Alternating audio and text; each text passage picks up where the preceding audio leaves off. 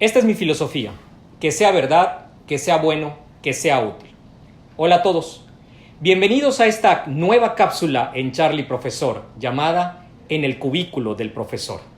La idea es presentarles a ustedes en una entrevista de 140 a un personaje destacado y que ha contribuido no solamente en la docencia, sino también en la humanidad de los alumnos y de los estudiantes de las áreas de mercadotecnia, hoy en el Instituto Tecnológico. Pues le doy la más cordial bienvenida a nuestro invitado, el maestro Germán León.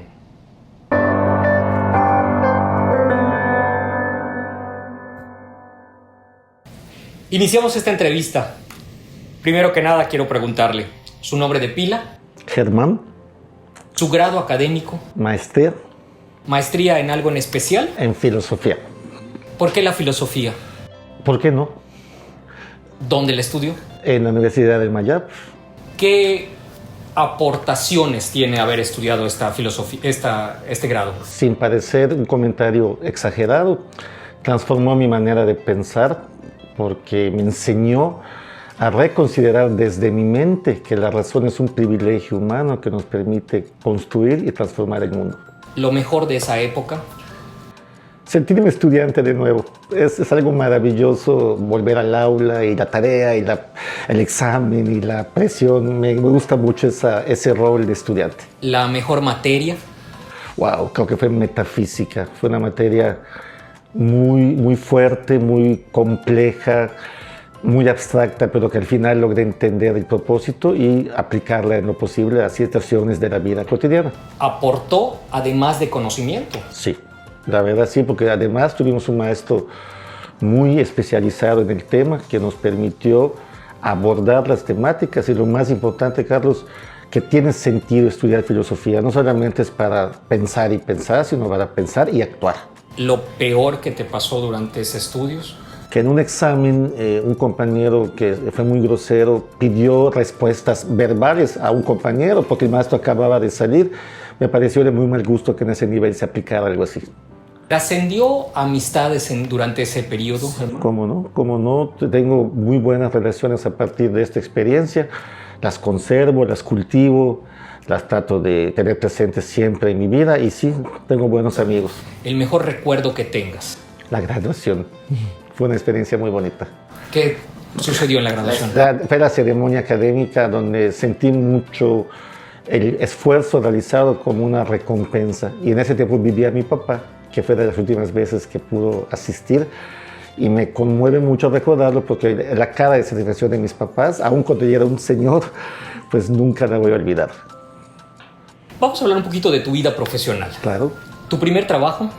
Mira, yo trabajé como encuestador para el Seguro Social para detectar situaciones de cautivos, de clientes cautivos que no estaban reportando al Seguro Social.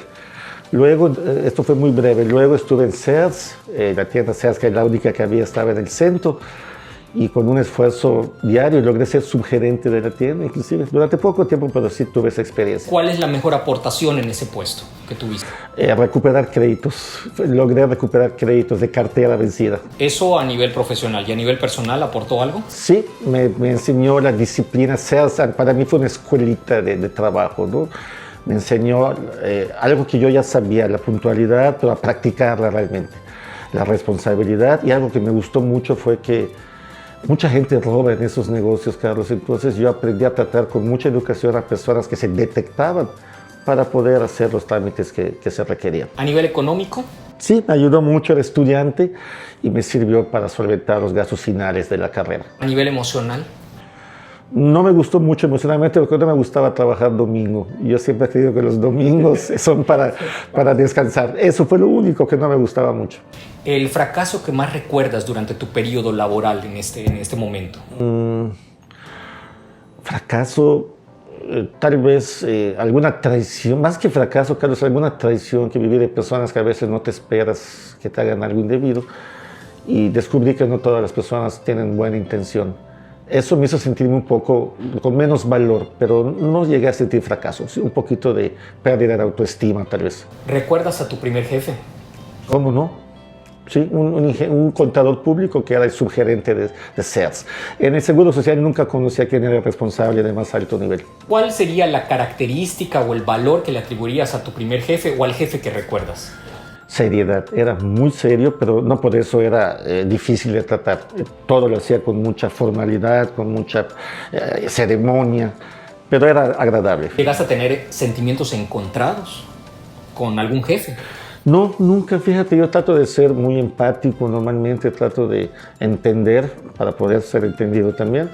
No me considero una persona que esté juzgando a los demás, sino trato de integrarme a los demás para que todo funcione bien. ¿Lo que más odiabas del trabajo? Que no llegaba pronto la quincena. El pago, se acortaba muy rápido. ¿Qué hiciste con tu primer sueldo? Le compré una tele a mi mamá. Fue algo muy grato. Cuando tuve mi primer sueldo me sentí millonario, era así una cantidad básica, pero según yo era. Y le compré una tele a mi mamá, eso fue la primera vez que sentí eso de darle a alguien algún material. Pero ¿Devolviste? ¿Sentiste ese sentimiento de devolución, de sí, devolverle a alguien? Sí, mi mamá y mi papá siempre se ocuparon de que nosotros tengamos lo básico. Y cuando yo pude hacer eso, sentí que les empecé a dar, porque lo seguí haciendo después, todo lo que pude como una muestra de cariño y de afecto hacia ellos. ¿Alguna vez deseaste no ir a trabajar? Fíjate que no, Carlos. No. Por ejemplo, nunca he llegado tarde a mi trabajo, nunca vas a ver un retardo en mi expediente, una falta. Gracias a Dios mi salud me ha permitido todos los días, no creo que me haya pesado. A veces dormir un poquito más cuando hay fresquecito, pero que me impida levantarme. En Yucatán, así es, que no es muy común, exactamente. El primer logro de tu carrera como profesional. El primer logro. Pues mira, cuando ya terminé la licenciatura, ya trabajaba en la Secretaría de Educación Pública. Ese año elaboré un proyecto que se ganó un Premio Nacional de Administración Pública. Y esa fue una satisfacción muy grande porque estaba yo empezando y sentí que muy pronto pude aportar algo valioso para la Secretaría. Creo que conociéndote ya un poquito en estas cuantas preguntas, Germán, podemos entrar a esta área específica de la administración y tal vez la mercadotecnia y el aporte de un profesional en filosofía a esta área, ¿no? Encantado. Que es lo que tratamos de exponer en esta dinámica y en esta cápsula. Es decir, ¿qué aportaría un antropólogo o un filósofo al área de mercadotecnia? Correcto. Y te haría la primera pregunta. Dime. ¿Cuál fue tu primer contacto con la administración como ciencia de estudio? Ok. Cuando trabajé en la SEP, precisamente en un puesto de subjefatura de un departamento, empecé a entender qué era esto de la planeación, la organización, el proceso administrativo y a darme cuenta de que la administración muchas veces no fluye por la burocracia, o sea, se hace larga, se hace tediosa, porque había demasiados trámites. Pero mi primera experiencia fue encontrarme con que había un proceso administrativo que había que aplicar. ¿Es importante la antropología para la administración? Yo creo que sí. Te voy a decir por qué sí, Carlos. No creo, estoy seguro. La antropología genera cultura y la administración es un fenómeno finalmente cultural. El antropólogo estudia la cultura humana y todas las expresiones culturales son arquitectura humana. Hay arquitectura humana y arquitectura natural. La administración, como trabajo, es arquitectura humana. ¿Crees tú que la mercadotecnia como una ciencia precisamente cultural y social utiliza elementos de la antropología? ¿Cómo no? Te comento brevemente, Carlos, en una ocasión yo he trabajado en un despacho de mercadólogos porque hicieron un estudio de mercado y necesitaban la interpretación cultural de la comunidad que habían estudiado. Entonces yo ahí entré muy bien porque les hice la interpretación de esos valores culturales de esa comunidad específica que me permitieron aportar a ese diagnóstico y ellos tomaron las decisiones posteriores. ¿Cómo apoyaría un antropólogo entonces, aparte de este aspecto de interpretación cultural, a un mercadólogo? Ok. Pues el antropólogo, como conocedor de las experiencias humanas que incluyen la socialización y la adquisición de la cultura humana, en ese sentido puede ser útil la presencia de la antropología porque muestra algo que se llama enculturación, cómo entramos a un proceso cultural. Y la mercadotecnia tiene mucho que ver con ese engranaje. ¿Crees tú que haya futuro en el estudio filosófico, sobre todo para profesionalizar a la mercadotecnia? Me parece, Carlos, que ya no es solo urgente, hace tiempo que es importante, no solo urgente. No hay conocimiento válido sin un sostén filosófico. Todas las ciencias requieren una filosofía como base de desarrollo del conocimiento. Sin filosofía no hay interpretaciones válidas. Entonces yo creo que a todos los niveles se debe enseñar, desde los niños pequeñitos hasta los adultos en posgrado, que la filosofía es la estructura de cualquier generación de conocimiento. Te terminaría preguntando, para finalizar esta entrevista, ¿cuál es tu principal aporte? Y en dos grandes ramas. Primero, como profesional, antropólogo y filósofo, y después como docente en esas áreas. En la primera pregunta te respondería que mi principal aportación es el servicio, Carlos. Yo me considero una persona muy servicial y mi aportación es que le he entregado a los proyectos o instituciones donde he trabajado lo mejor de mí, con mis deficiencias y limitaciones propias, pero el servicio, ese valor tan importante para funcionar en una empresa. Como educador, es una pregunta muy buena, Carlos, porque yo creo que el fin de la educación es el desarrollo humano.